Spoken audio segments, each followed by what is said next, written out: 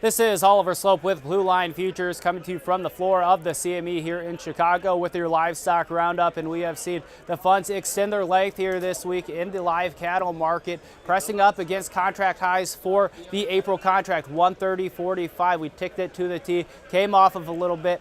I wouldn't be surprised to see the market stall out at these upper resistance bands, knowing that we have a cattle on feed report tomorrow, and knowing that we have not really had cash stabilize and trade yet this week. We're looking for a little bit of steady cash, which is basically 127, very underwhelming. So I think there's an opportunity to sell the Aprils. If you look back to the deferreds a little bit, June, very strong, wouldn't jump in very aggressively there just yet.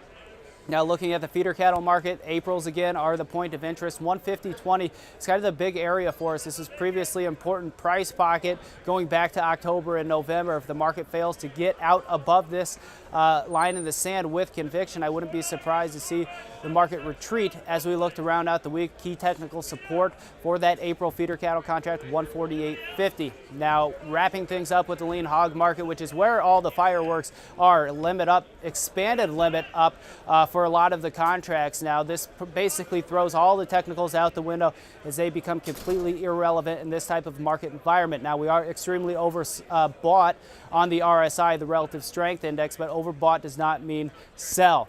You have to go back and look. April 2014, we saw the market rally about 30% in a relatively short amount of time, trading higher for I think 25 out of 27 sessions with very little pullback. So the top, just like the bottom, is a process, not necessarily a point. So that's what we're looking at.